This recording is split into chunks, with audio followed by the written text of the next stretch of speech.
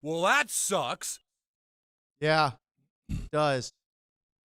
But, I mean, layered or feathered and lethal, right? Isn't that the dodgeball quote about White Goodman?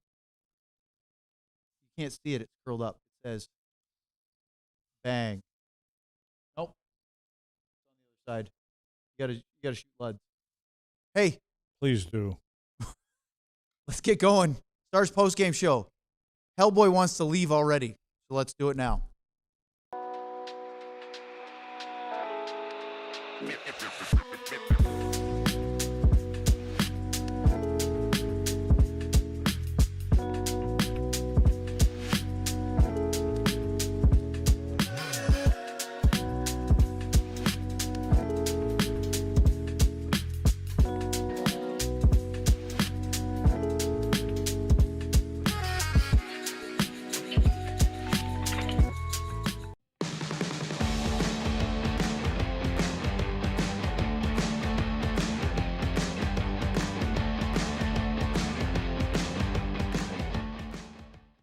This is the DLLS Stars postgame show. As we welcome you inside our lounge studios, I'm Owen Newkirk, a.k.a. the Stanley Cone. We have Sam Nestler, Yosemite Sam Nestler, and the Hellboy himself, Craig Ludwig, and of course, Mario, although he doesn't have his hat right now, our producer, Ryan Vaughters. Before we get tonight's postgame show details, let's talk quickly about the new Face-Off collection. Yeah. 2 brand new shirts available on our website, alldls.com. Get them today. They look fantastic. And you guys have done a great job so far gobbling up these shirts. If we sell, I think we're down to like 9. We haven't had an update from our GM since he left pregame. But we are in single digits. You guys can get us each a complimentary shirt. We don't have to buy them. If you guys go buy, I think it's like 8 or 9 more. So please go to alldls.com, buy the shirts, and we'll talk to Luds about more details about that later. All right. Takeaways. Stars lose to the Tampa Bay Lightning tonight, 2-1 in a shootout. Their 3-game winning streak comes to an end. Tampa now have won 4 in a row after a 1-4-2 start for the Lightning to begin the season. Dreadful. They were near the bottom of the Eastern Conference after 7 games. They're looking okay now. The Stars, even though they lose, lost the right way, meaning they lost past regulation, so they get a point. And now they're on, after a 3-game losing streak, they now have a 5-game point streak. They are 3-0-2. Luds, I think. Speaking of losing, did you lose something? I lost my hat. Oh, yeah, you lost your cone. I felt. Okay. I'll get it in a minute. I did lose my hat. Got the real one right next to you. That's a lot heavier, I think. There it is. Oh, it is. There it is. That's going to fall and break somebody's laptop. Looks miserable. I'll fix it in a second. Luds, the first thing, thank you for pointing out my hat, because got to keep the ensemble complete here. At least the Stars have something to show for tonight. It felt like they were the second best team throughout the game. Their special teams had chances to win them the game in spite of the fact that it felt like Tampa was the better team. I think Jake Oettinger was fantastic. I think Andrei Vasilevskiy was incredible. And the goalposts played their part in this for both teams. Yeah, for both teams. And, yeah, you're right. Both goaltenders were very good tonight. Dallas was outshot 2-1 through the first 2 periods, and Jake was busy.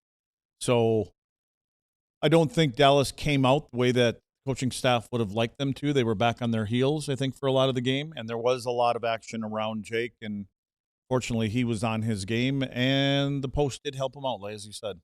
Sam, I'm going to ask you as well, but actually I'm going to ask you first. Luds, you feel free to chime in on this. How much of this feels like the injuries are catching up with this team? Yeah, I feel like it's almost 100%.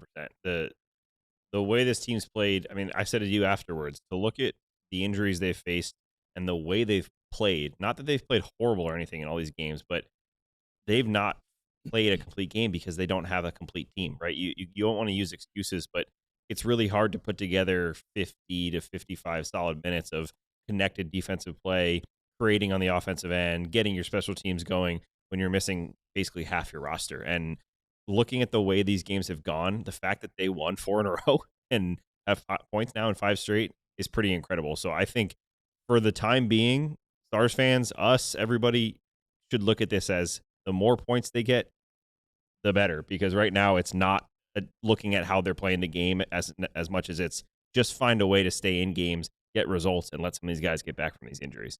You can tell the chemistry and the cohesiveness of the 3 lines or 4 lines is interrupted because key guys are missing, and guys that are missing are guys that are puck carriers and puck distributors, and they do things bringing the puck up through the neutral zone and set up plays in the offensive zone, and so the creativity that you generally see isn't there right now because coaches are having to kind of mix and match things. Matt Duchene, such an important player for the Stars. Jamie Benn, very important leadership guy as well.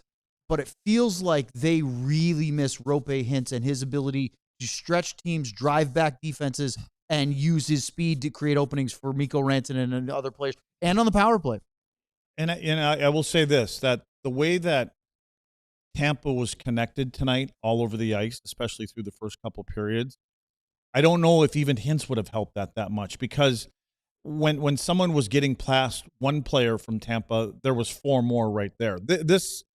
That's a good example, and it wouldn't surprise me if the coaches are talking to each other at the end of the game. I don't know if they'd say it publicly, but they're going, that's what we want to be right there. And you think of Tampa as, this team that can put up 4 or 5 goals a game, which they can, but they're built on their structure. And when you watch the game tonight, and again, I've used the analogy many times, it's like there's a rope tied to all 4 of these guys. And when one guy goes, the other 4 end up going that same direction, and their sticks are in all the details of their game without the puck. And then when they turn the puck over and they go, there's somebody within 6 feet away from each other to make that little pass. Very rarely do you see them go cross ice, and generally when it is, it's Kucherov that does it, and then he puts it tape to tape. But they're really connected, that team, and it is hard to get through that stuff offensively for the Stars, like you said, when they don't have certain guys that can push people back and create mismatches, so to speak. Honestly, it even felt like having to go 11-7 hurt them. Nothing against the defensemen, but just a lack of having another guy to go out on that. But that's fourth the line flow of the game too, yes, because you're always trying to piece somebody in there somewhere. So yeah, that all has a part to do with it. And then the other thing is that you talked about the connectivity of the Tampa Bay 5 on the ice. Isn't you and sort of striving an example of this is how you want to play. Is it? I know. Look, Jake was very good tonight, but isn't the way that Tampa plays exactly what we heard from Spencer Carberry the other night with the Washington Capitals, and what Scully's been saying the whole time? You can be structured, you can be connected, and you can still counterpunch and create offense off of that. You just have to also be patient, because you don't have to force offense. It will come to you if you stay in your structure, but still have those dynamic scores to pounce. And see, it's easier to say that and do that when you have a group of special players on your team.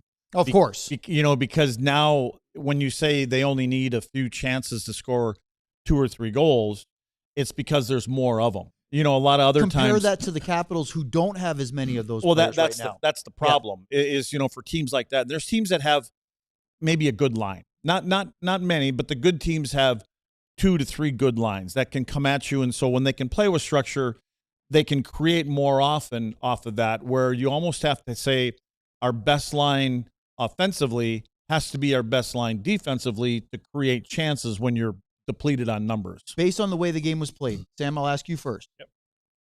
How are you feeling about this result? Very good. You're feeling good? Very good. This felt like if they find a way to get a point, that's a huge win, especially because it's an Eastern Conference team, so it's not as big of a deal when you give the other team a point. Or two. But the way they were going, to the fact that they had that, and we'll talk about it, but the fact that they had that power play and then the 5-on-3 in second half, basically the third period, in a 1-1 game, that shouldn't have happened. And the shots won't show it necessarily, but this team was outplayed for especially the first 40 minutes, but most of the game. And that's where I'm going to you, Lud, with I understand. I agree with Sam. They didn't deserve to win this game based on a large body of work. However, you have 60 seconds of 5-on-3 and a chance to, I think, steal a game and get 2 points. I'm a little disappointed that if I'm part of that group going, man, we did not have our legs, we didn't have our best game, but we could have gone in there and beaten them and stolen both points. Okay, so 2 things for me, and I'll start with that one. I think they passed up some quality chances 5-on-3, and I think it happens to so many teams that you have 2 extra attackers and you believe that you can tic-tac it right into the net. Mm-hmm. And what that does is when you make 1 pass, then 2 passes, then 3 passes, if you beat somebody with the first one, you're allowing that same player to get back into the play because you were out of sync somewhere, but it buys you time to get back. So, and you've got a couple of guys standing in front of the net where you just want to overpower them. You know, you can get position and you can get rebounds and things like that. The other thing that I would say about the 5-on-5 game, I think when you're missing key players, you have to find a way to play a little bit more direct and a little more territorial.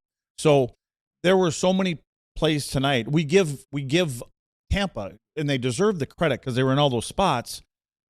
But again, you don't have some of your best skilled guys together, so they're not able to make 2-3 passes to get through the tight coverage that they have. And that's how the game and the flow started to turn for Tampa because they were able to turn pucks over and go the other way, and now you're chasing back to your own end. And there were nights when they were chasing back to their own end, and there was some 10-bell saves made by Jake. Yes, and we have one example, but there were many of them throughout the night. And so they were just chasing back to their own net too much. I just saw Ardell put up a chat, and I know that we've got more to talk about, but he's talking about, was it? No, actually, I think it was Mikko Moose Knuckle, your favorite. Oh, but don't do it, Ryan. But it's talking about. I know you want to play it. Don't do it. About Miro on the power play. I don't think you need to get Miro off the power play. He's an incredibly talented player. But you made a point, and I want to ask you if you want to share that. Yes. About the 5-on-3. Well, again, did you notice when Harley did get his 10 seconds out there? He got the puck. He made 1 pass. When he got the puck, it went to the net. Yeah. It created a chance. And I just think that, you know, sometimes we've talked about this enough. Miro wants to be such an unselfish guy, and he wants to set people up. But there was one where he had it dead in the heart of the slot, and he decided to make a play and make another pass where Harley or whoever, somebody else might, if Wyatt had that puck back there, for instance, they have a shot-first mentality. Harley's got a shot-first mentality. And again, like I say, when you're up by 2 guys, yeah, you want to try to make a pass because you have guys open. But again, if you're a penalty killer, you're the biggest enemy of the power play is the clock. And as longer I can keep that thing on the outside, I'm counting down the first guy that I can get back and, you know, get to 5-on-4. And so when you're just kind of going around the perimeter and then you get into a pretty good scoring chance, because if Miro would have been there 5-on-5 or anybody else, they would have taken that shot. Well, why isn't that shot good 5-on-3? So that's just a difference in mentality, I think, between Miro and somebody else. And Miro can make great passes, but I would rather, in that instance, that particular time there, for sure, I would let that one go.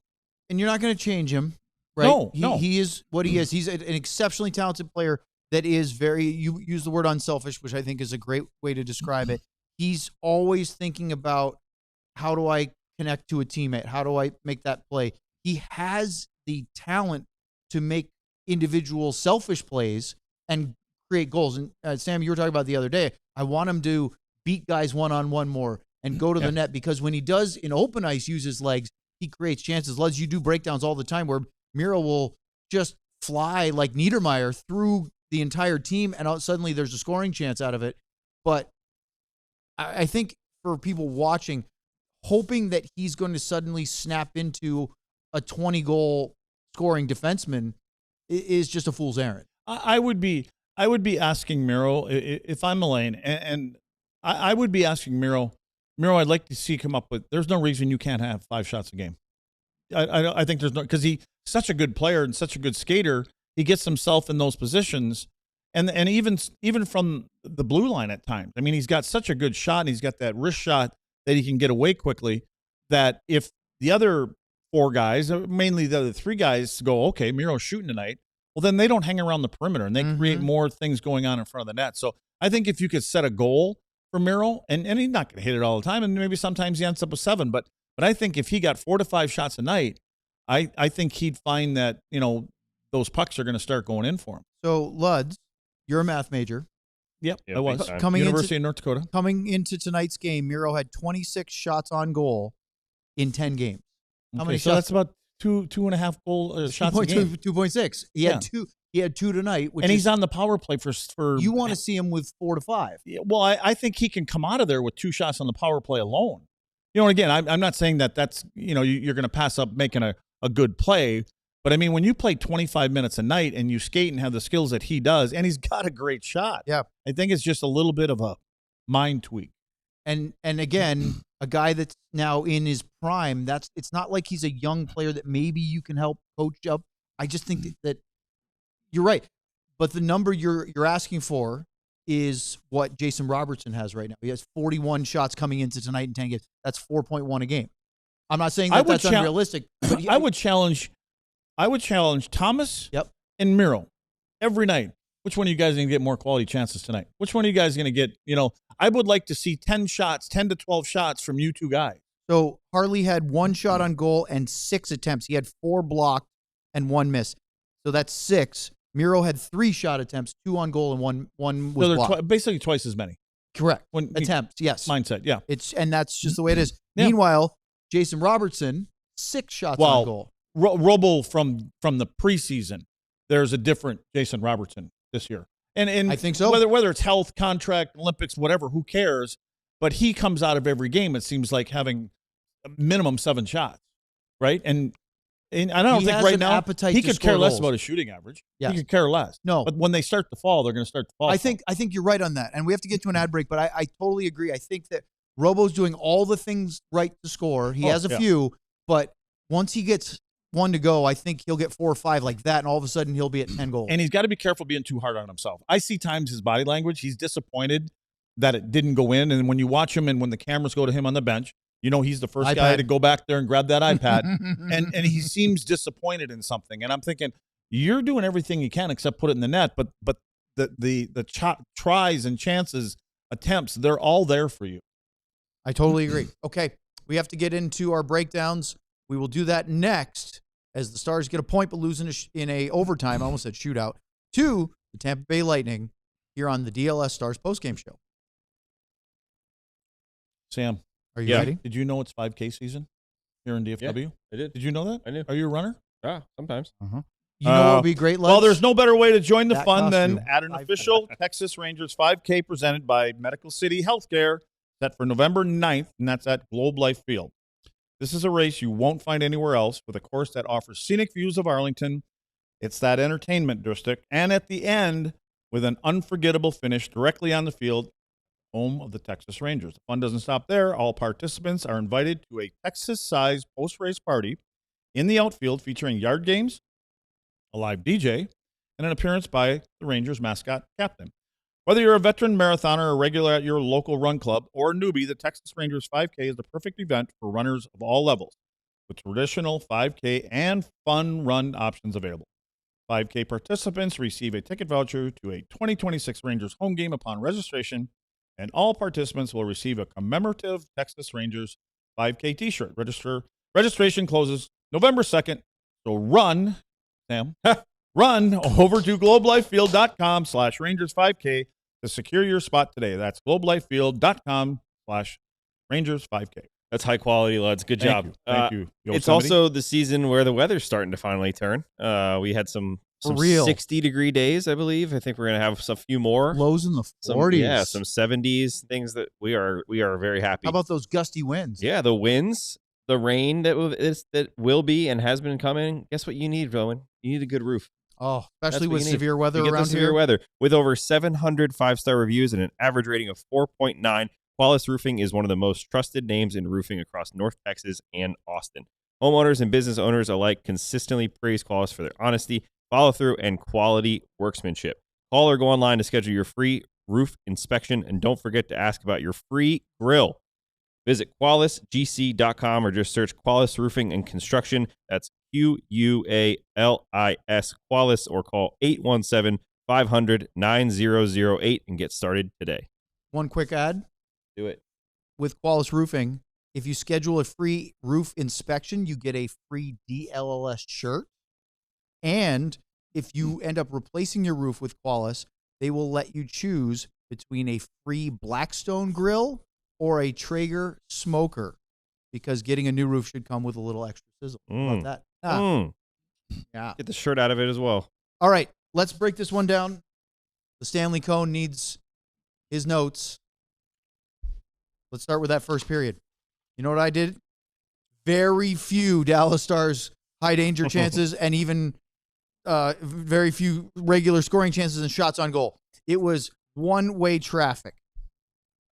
Jake was fantastic, and he made pad saves. Gonsalves had a great rebound at the crease early on. Then Ilya Lyubushkin denied Oliver Bjorkstrand what should have been an open net with a great stick block that deflected over the net. Bjorkstrand had another chance on his own rebound. He tipped one, then stuffed it. Oettinger with a really strong pad there. Luds, it felt like one team knew what the start time was and the other team didn't. Well, Dallas was playing catch-up. I mean, when they were arriving, Tampa was kind of going the other direction too much. Which, that was it, right? That's really all it was. One wasn't. Later in the period, and this is our first breakdown, I thought this was the best scoring chance. Well, I mean, obviously, Bjorkstrand had an open net, but great save by Lyubushkin's back-reaching stick. How many times have you said Bjorkstrand already? 2, 3? I mean, he had 3 really decent looks in the first 5 minutes of the game. Funny, because the one thing that Cooper said this morning after their morning skate is he ended his presser with, "Oh yeah, and we have Bjorkstrand back in the lineup." So it tells you how much they think of him, and he is a quality third line fixer of lines and breakdowns and things like that. And the Stars are kind of missing that. They had, I don't know if I would compare him directly with Evgeny Dodonov, but they had a guy that can generate offense and they can move up and down the lineup as the fixer. Not probably wanting you to have him on the top line all the time. Right. But he could fill in every now. They have guys that'll fit on the top line. They don't need that. They don't need that. They got the guys in the middle of the lineup. Yep. The Cirelli chance. This is the one that I thought was Jake's best save, maybe of the entire hockey game. That's the one we got the little breakdown of? Yeah. You know what? This is a little bit of the tracking coming back. And as you can see here, there's only 2 people in blue shirts, and we've got 4 guys in the home jersey. And so this numbers, and what happens here is once you get across the blue line, that last guy coming into the zone generally has to take a look over his shoulder because everything's fine in front of me. If you don't, and you don't find people behind you, bad things can happen as you get down below the hash marks in your own zone.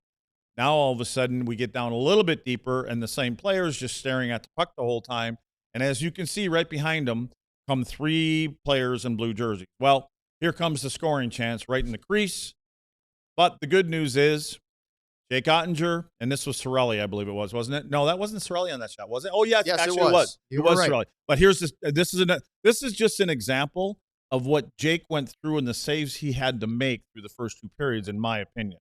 So, but this was a big save that allowed them to keep on going through the game. Big time save.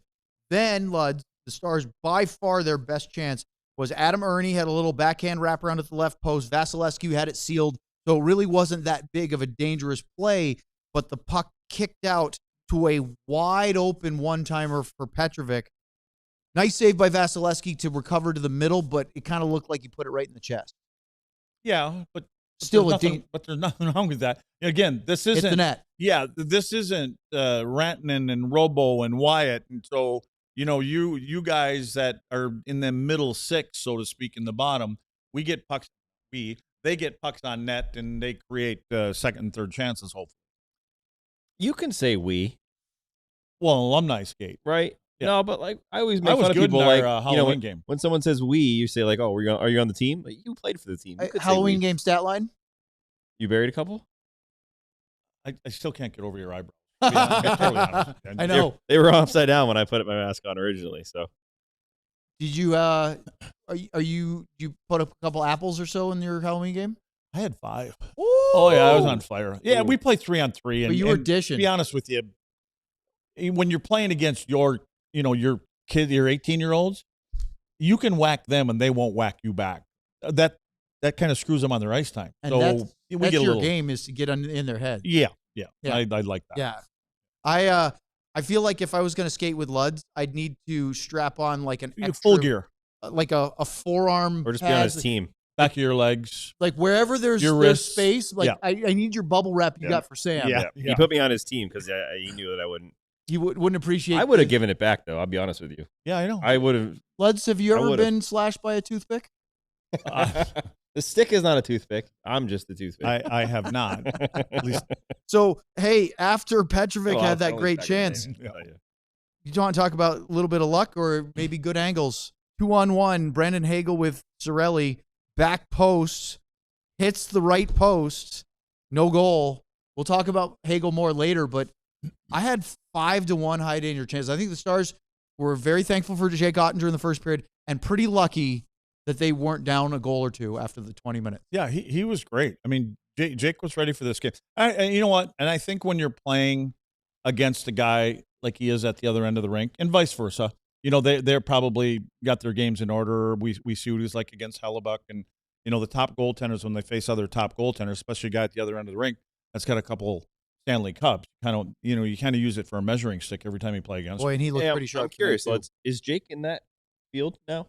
Because we always used to talk about Jake measuring himself against Vasilevskiy and these other guys. No, is he now there? Is he close? Well, he hasn't won that yet. Is that the big? That's the big well, one. I think when you look at that, we can say the same thing about Hellebuck. He hasn't won it either. Right. But I mean, when you look at the guy in Florida, you look at the guy in Tampa, yeah. You know what I mean? Yeah. There's goalies out there that, you know, I believe that they look at them like that guy's got a cup. He's got 2 cups. He's got 3 cups. Or like in Hellebuck's case, a couple Vezinas gives you that extra trophy case, even if he doesn't have the Stanley Cup. But even with that, yes, he hasn't won a Stanley Cup yet.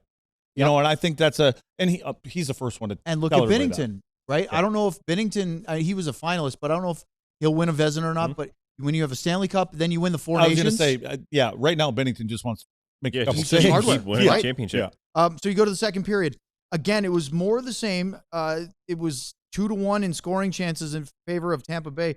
The one thing I thought was a little bit better was Dallas didn't give up the grade A chances that they did in the first, but then on the late second period power play, Luds, break us down the Brendan Hagel deflection goal that they had to review, but it was over the line. Well, Colin Blackwell had a couple chances on this one, and it starts out, he's got the puck right on the wall, you know, down in your own zone, and again, to me, it looked like he's going up through the middle of the ice, and here just go up the wall, make sure the puck goes out. It doesn't go out, so it ultimately stays in the zone, and then Tampa starts passing the puck around. And, you know, they go from one side, then it comes back over to the other side, and here comes Blackie again, and if he keeps on skating here, he may have had a chance to pick that off, and then right here at the end, he goes down, the puck slides underneath the stick. Miro here, I think the one thing with Miro, this is the goal that they had to go back and look, but if we go back a little bit, you can see where if Miro had a chance to do this all over again, look at the player over to his right. He's a lefty. Look at how Miro puts his stick down like this, what kind of creates that angle for it to go towards the net. You were talking about that the other night that benefited the Stars. Yeah, but see, Miro, with him being a lefty, Miro can stand up and he can see that passing lane. So he can, what I would start doing here if I'm Miro, I would start shading myself that way and taking his stick away. So if there is a pass that comes over here. But anyway, Miro goes down. He's trying to break up the pass. And unfortunately for him, it goes in the net. And it took a little bit here to get it to go to review and ultimately find that, you know, it wasn't touching that red line. I appreciate the sad face. Yeah, it was sad at the time. At the moment. I want to say one other thing about that. Sam, I don't think they got it wrong. I think the puck did clearly cross the line. Yeah. But I've been ranting about this for years, saying the NHL really needs definitive goal line technology. Yep. The object of the sport to win in hockey is to put the puck in the net. And we need to have better tech. I think it's out there, but they haven't put it in for whatever reason that says that puck is 100% in the net or not. Just from the sake of giving peace of mind to players, coaches, fans, broadcasters alike, so we can go, that was a goal. The technology says it was. It looked like it, but you know, I hate hearing people talk about parallax. How about speeding up the game? And speeding up the game. I mean, I don't know what the technology is, but I watch tennis once in a while. They got that ball. Soccer has the same thing. Soccer has the same thing. Yep. I mean, there has to be something. And there has to be something a hurdle they got to get over somehow. And otherwise they'd have the thing that drives me nuts. I don't like replay. I think it's gone way too far, especially in college football. But you're not putting it back in the bottle. That one, because you look at that replay and the game is played on ice with skates over it. They skate over it. The goalies skate, mess up their crease around it. They use the shovels on it. The Zamboni goes over it. The amount of things that can mess up that tiny little red line to leave a little dot that's sticking out, a little bit too much. It's like saying, you know what, we're going to use overhead replays to determine if it's a touchdown, but we're playing on a grass field where the white lines get mixed up all the time. It's a sport that those lines are mixed up. They're sprayed all over. Just make it a different technology. As you said, it's out there. So I'm with you on that 100%. Yeah, and even if because they always talk about players getting in the way, goalie pads getting in the way, there's more visual obstructions than a big 24-foot soccer goal or tennis where there's two people on the court and a big yellow ball. It's easy to see. I would suggest that you could at least have some embedded cameras. So maybe you can get at least a good angle that says, like on the inside rim of the post, that say, yeah, look, we can see, because I think that's a goal. But we don't want it to be, there's too much money at stake for it to be, well, we think so. All right, we'll continue this, and then we'll get to your super chats next here in the DLS Stars postgame show. This postgame show, I guess we should say, is brought to you by Prize Picks. Nice. You and I make decisions every day. With Prize Picks, being right can get you paid. Don't miss any of the excitement this football season on Prize Picks, where it's good to be right. The winnings from Prize Picks are simple. You just make picks. Some examples: Saquon Barkley, more or less than 1 rushing touchdown. Joe Burrow, more or less than 2.5 passing touchdowns. Josh Allen, more or less than 270 passing yards. Anything like that, it's very simple. You group few of them together. If you're right, you get paid. Right now, I would go with Josh Allen over the injured Burrow or the struggling Saquon. That's probably the way to do it. Don't you think? That's probably the way to do it. I almost just said, but now Scadaboo's out, but Saquon's not on the Giants Tracy, anymore. He's the next guy up for the Giants. But maybe you do it for hockey, too. Yeah. They've got hockey up there. Maybe you go for Thomas Harley for some shots. I love it. Yeah. Download the Prize Picks app today and use code DLS to get $50 in lineups after you place your first $5 lineup. That's code DLS to get $50 in lineups after you place your first $5 lineup. Prize Picks, it's good to be right. All right, Sam, let's talk about PNC Bank. Long-term growth takes patience and commitment. Something banking and hockey hair Nobody wants have in common. PNC Bank recognizes the value of long-term growth too. It's time to see how good long-term growth looks on you. So you can pick up your free Dallas Stars hockey hair hat pregame at PNC Plaza, right outside American Airlines Center, compliments of PNC Bank. November's 4th and 6th at PNC's pop-up Main Street branch. And we are going to be hanging out on November 6th. So come say hi to us and get your hockey hair hat. No purchase necessary, 1 per person. While supplies last. Copyright 2025. The PNC Financial Services Group, Incorporated. PNC Bank, an official partner of the Dallas Stars. And speaking of PNC, it's time now for the PNC Bank Player of the Game, presented by PNC Bank. Fellas, we talked about this. We went back and forth. I think a lot of us remember, this is Player of the Game. It does not have to be just Dallas Stars. A lot of us were leaning towards Jake Oettinger, myself included, because I think he had a great game. But ultimately, and correct me if I'm wrong, we decided on Tampa's Brandon Hagel as tonight's PNC Bank Player of the Game. Thoughts? Did we? You did now? Okay, sounds good. I mean, it was a toss or up. we can ends up debate it doing- out. It was a toss I mean, up. I don't think Dallas is in this game with not for Jake, but if we could give co-MVPs, which we can't, but Hagel we could. Hagel ends up scoring 1 goal at the beginning, and then he's the one that created the goal in overtime for Tampa. So, and he was all around it tonight. Hey, so, Luds. But again, I thought Jake was good. 11 shot attempts. Yeah. 3 on goal, 6 misses, 2 attempts blocked, 4 giveaways. He had the puck a lot. And had the goal. He should be a 40-goal a year guy, and he got off to a poor start, and so I think he's trying to get his game back on track, and he was all over it tonight. I have to say, I've said this before in the show, but I want to go back to when he was traded from Chicago to Tampa.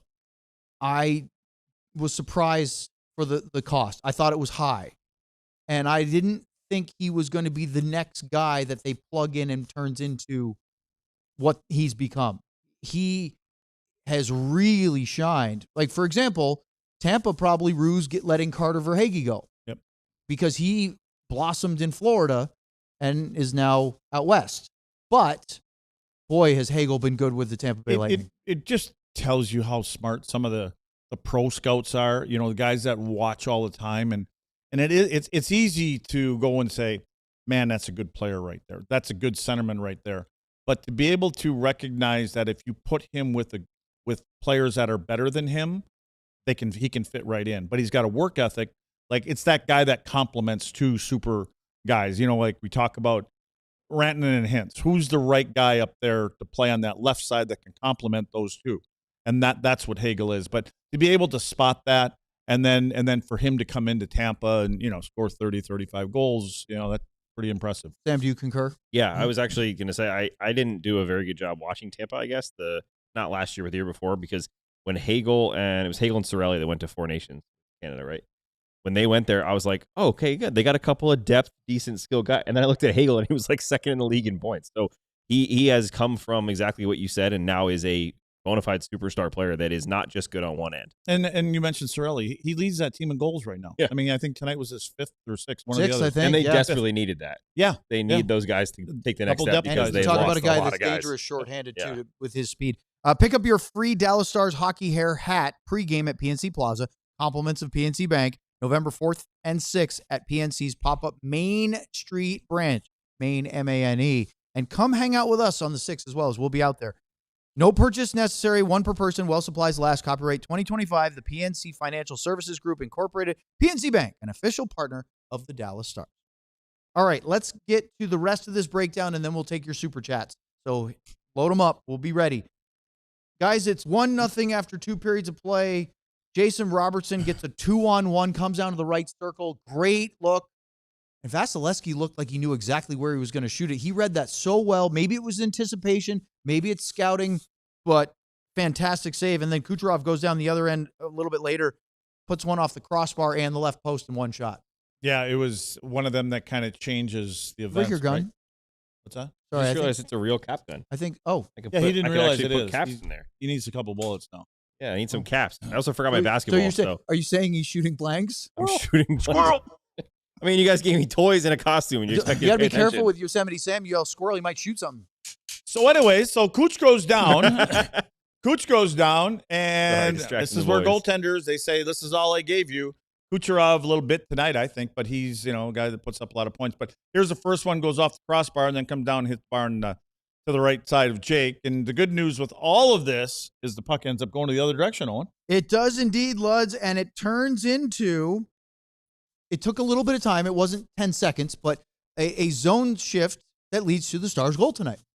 Radek Faksa, I like the patience here. It would have been very easy to try to squeeze this puck into the slot here. Nobody there. Look at there's Tampa's coverage again. Boy. He takes the back of the net. He gets around to the outside, and he finds Petrovic out here. And the other thing about Petro here, he hits this as soon as it comes to him. Yep. He doesn't get it, try to skate with it, and then it just directs on net. He knows he's got somebody in front, and it's big Adam Erne. The one thing I was actually surprised about is he is up against Victor Hedman, who is going to go into the Hall of Fame someday. And I was surprised that Hedman had nothing to do with Erne. His stick is in the wrong position. He doesn't have Erne tied up. He doesn't have a stick available, nothing like that. Adam Erne gets a little piece of this one, and in the back of the net it goes. I was waiting for your drawings. See if there's anything else. No, I don't know. I never know what's on there. No, but I was curious. Did Erne? Oh yeah, there it is. There it is. Yeah, did Erne come from behind the net or anything? No, he was planted. Too. He was planted. Wasn't he the one that Faksa didn't try to force it to in the slot? Wasn't he? That's one. Yeah, he planted himself there. Yeah, and he stayed there. And Hedman had that whole time to kind of gather himself, find out where he is, and be in a position to be able to lift the stick up. And I was surprised he was just kind of standing there. I think he was trying to swing out with a stick, so he was sleeping. Maybe he just didn't expect the shot. I don't know. I mean, and that's a good thing is Petro shot it right away. Yeah, as soon as he got it. The Erne goal is his first as a Dallas Star, and it's also his first since December 21st, 2023, when he was playing for Glenn Gulletson and the Edmonton Oilers against the New Jersey Devils at Prudential Center. So it had been 2 years almost since he scored a goal, but only, I believe, if I'm not mistaken, I want to make sure I don't say the wrong one, 18 games. Because, again, last year he was mostly in the AHL. So with that, not only does Erne get his first goal, Faksa picks up an assist, and Alexander Petrovic, Luds, you talked about a quick release. He gets his first assist of the year. Good. Yeah, and you know what? When you go through the game, don't notice him a lot, right? That's a good which thing. is exactly what you want from him. You're number 5, 6, somewhere in that neighborhood, 4, 5, 6, one of those kind of defensemen. You get through a game clean, and you're a plus at the end of the night, even or plus. It's a good game for you. And so I think him and Bischel are doing the things that they did last year. When they were in the playoffs, played together, they're pretty clean. So that's what they're looking for out of a 5 and 6 pair. This was 2 minutes and 3 seconds into the third period. I mean, Sam, we were talking about it going into the second intermission. What are you talking about? You're going, hey, guys, we haven't been very good tonight. We're one shot away from tying this game. They do it. It's one of their depth guys that scores the goal. That's always a big lift. So it's 1-1. You're sitting there going, I don't think we deserve to be in this, but we have a chance to get some points out of this. Then Kyle Capobianco takes a high sticking penalty. And I don't think it was like really sloppy, but boy, Luds, when you're the 7 and you're playing as the 7, you just can't take those kind of penalties. Even, again, I don't think it was a lazy penalty. He's battling, but stick just came up. And you know what? He had played about 4 minutes. I think you said the last game that he got into, and so tonight he was around 7 or 8. So they actually got double the time, gets the opportunity. Yeah. And then you're kind of sitting there, don't let this come back to haunt me. Don't let it come back to haunt me. So, but again, another defenseman that you don't notice a ton of him out there, and being a number 7 tonight means you played an effective and efficient kind of a game. And it actually paid off pretty well, because for the Stars, they kill off the power play, gave up a couple chances, but nothing super dangerous. And then we get a penalty. Dominic James takes a hooking minor at 9:15. 59 seconds later, Eric Chernak gets this Tyler Seguin up high with his stick. So they have a minute and 1 second of 5-on-3. Yeah. This was my big disappointment of the night. Yeah. And then it was over. And, right. I mean, they had... And I think we spooed that whole thing over in the beginning of the show, right? And we're not going to beat it to death again, are we? We can't find anything else. No, it's just disappointing. We talked about it in the first segment, and you're right. We'll move on. But the whole first segment we did. Yeah. And then Wyatt Johnston gets called for tripping right at the end of the power play. He got tripped, but he did get his guy, Braden Point, wide open wrister in the slot, and he sailed it. That was a really good look. I think it may have came off a deflection and popped out to him, but he didn't force a save out of Oettinger there. So. Is that another one that stood up on his blade? Is that the one we were talking about? Like it may have. It might have. The puck may have stood up on his blade. It benefited them. That's a Tyler Seguin shot. We'll call it now. So let's go to 3-on-3, and you read this, Lutz? What's that? Mix of Hellboy and Uncle Fester. Very nice, T.O. Ooh, I like Uncle Fester. That's a good one. You get Kucherov with an early chance. Then Miro gets an open shot in the slot. Good save by Vasilevskiy. I thought that was a really good chance. Then Point with a shot that was saved by Oettinger. And then Mikko coming down the wing, gets stick checked, loses it. And boy, is it a jailbreak sprint for Cirelli the other way. Well, it was Hagel that basically knocked the puck off of Erne. And we saw the other night, that's not an easy thing to do. No, it's not. And I don't think he expected it. But again, it's the competitiveness of Hagel, and down the rink it goes, and the rest is history, I guess. So at the end of the night, we talked about this at length. The Stars get a point. They lose an overtime unassisted goal for Anthony Cirelli.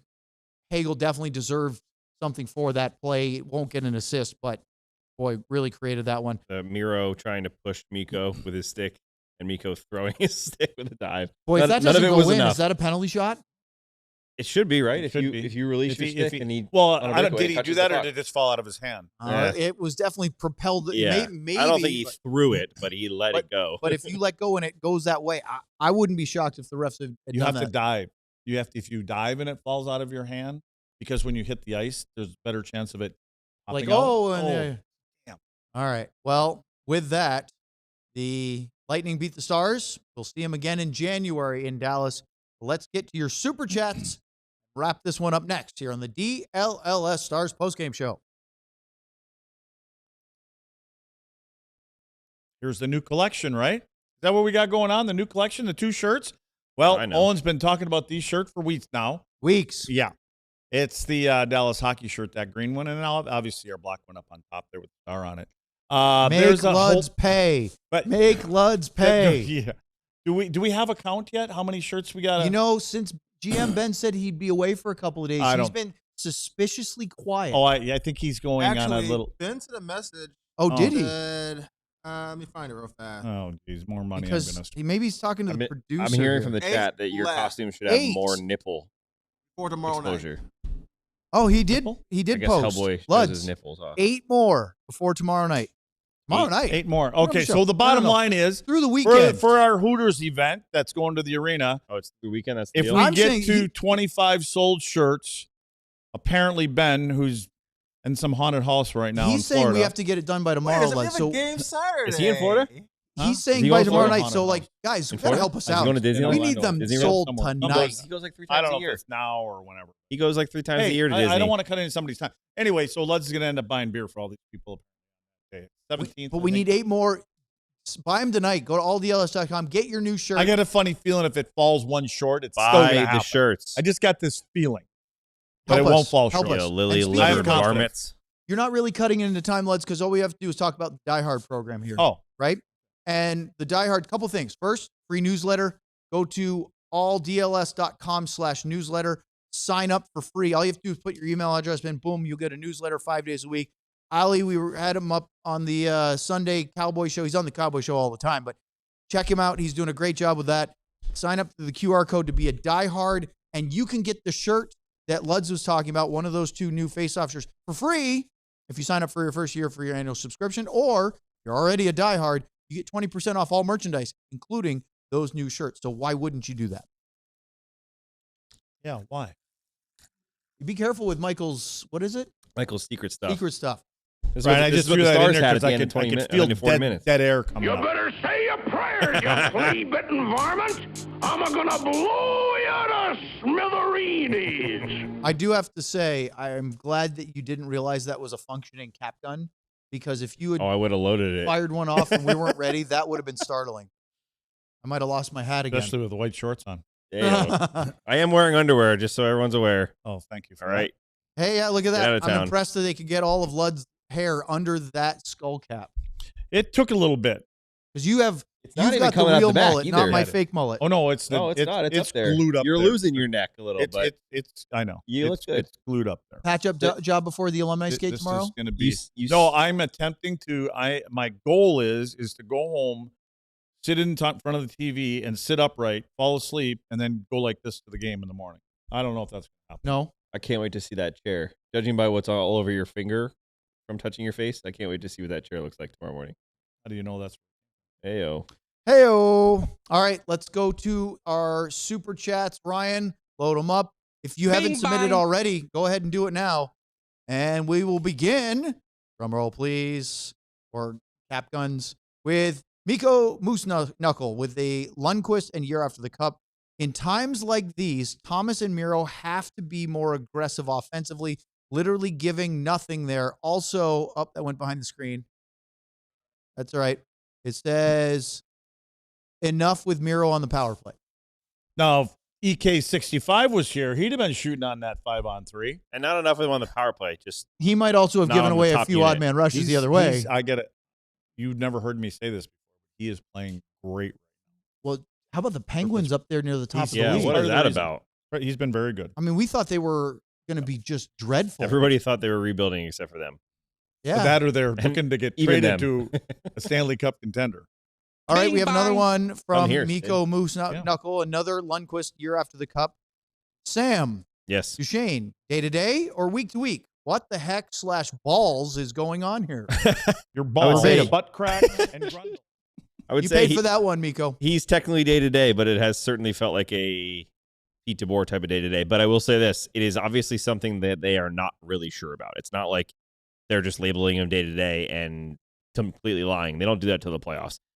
This is one where it's something up here. I don't know if it's a concussion type of thing, but he's messing with different visors. It's something going on that is deeper. So I think it's until he feels really good to go in about 2 practices in a row, we're not going to see it. So that's the way it feels. That's protocol. And the visors is about the light. Yep.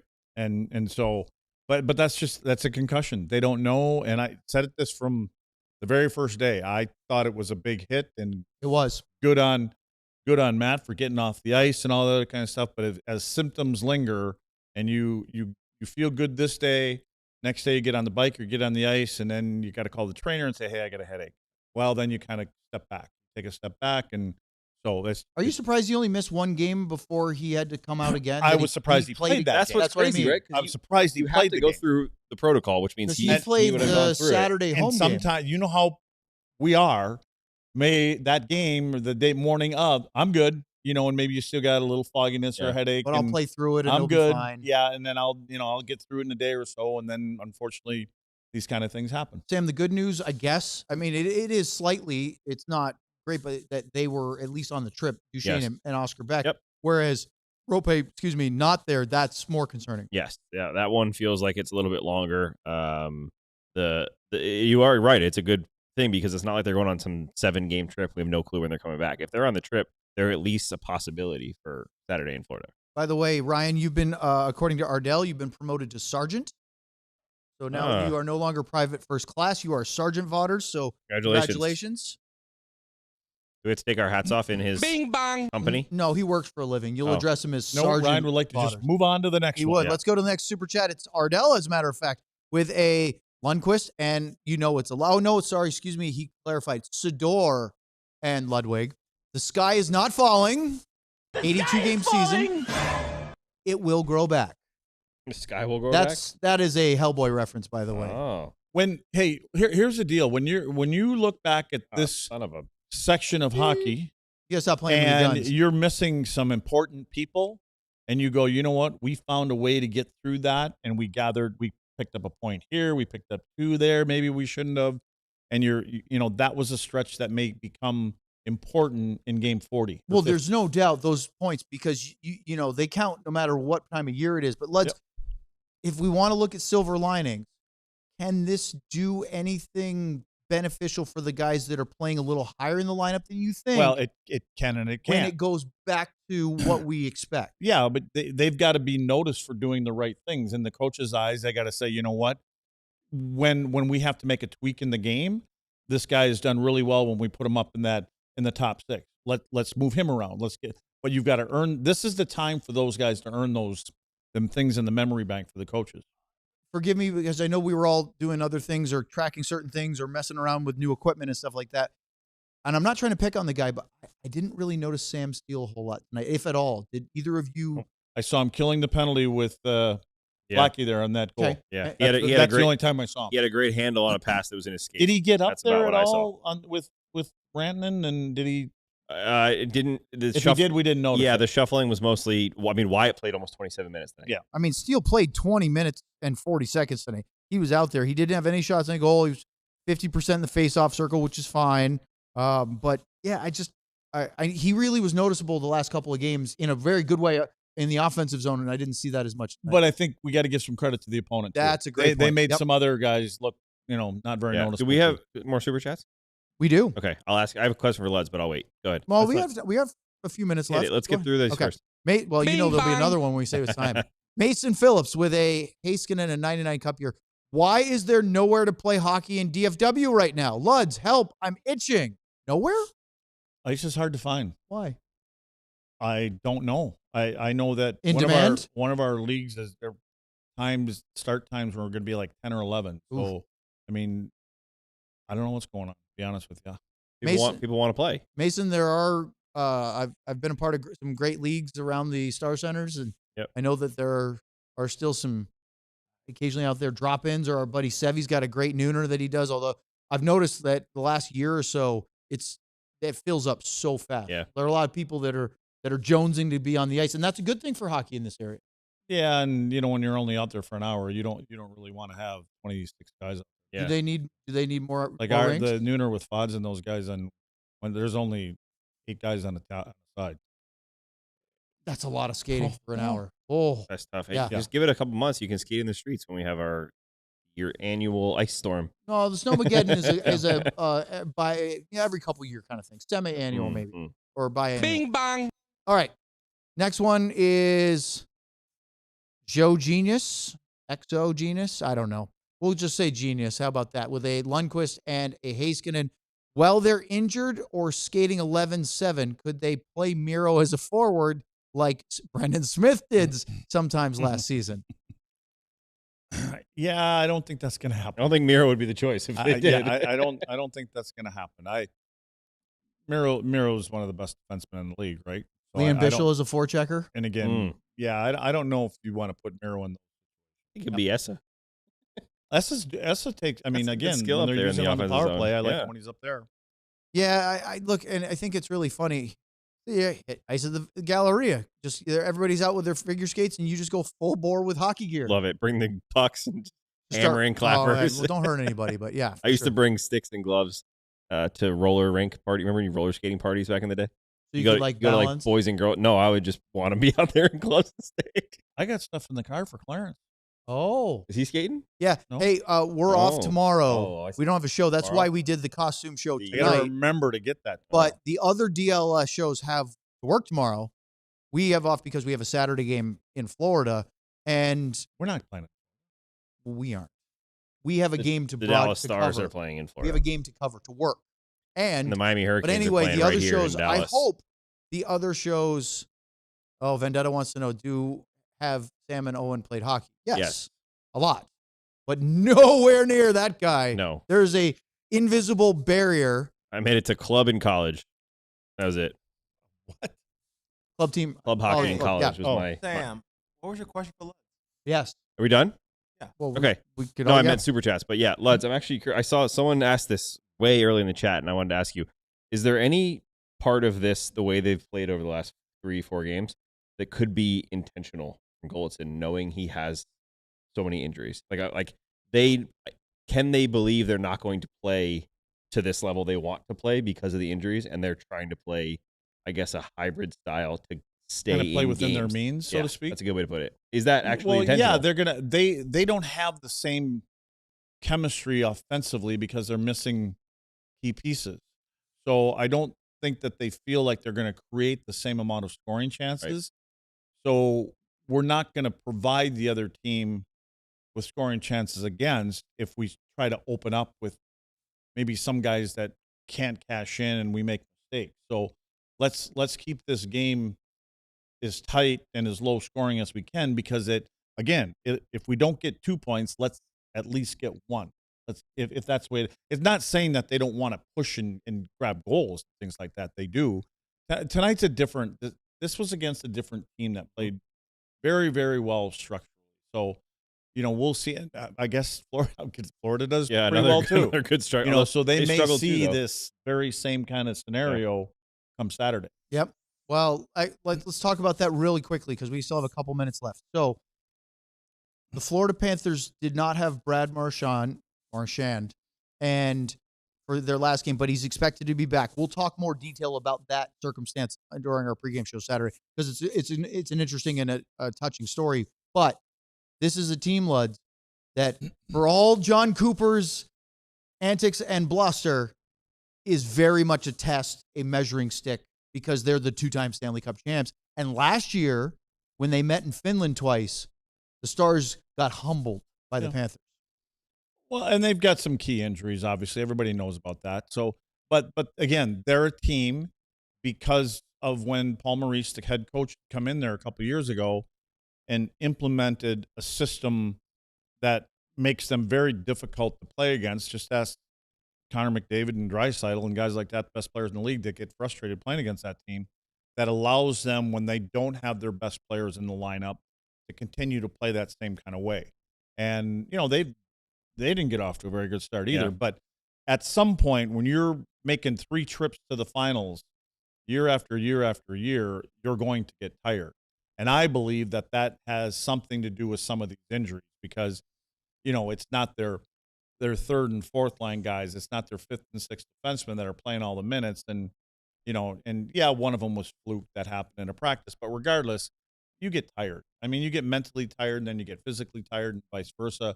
So, and they're in no rush. They know they're just gonna. Hey, listen, we don't care if we finish in the top 3. I mean, ideally, but again, we know that it works now just getting into the playoffs. So, but it will be a test because they're going to play with very similar structure that Tampa. Just a quick look because obviously Luds was talking about Alexander Barkov's, probably season-ending injury. Although don't count him out. But the Panthers played Tuesday night at home. Talk about rest. Tuesday night. Remember, this is Thursday. Their next game is Saturday. Wow. So they will have had 3 full days without a game after they lost 3-2 in a shootout to the upstart Anaheim Ducks.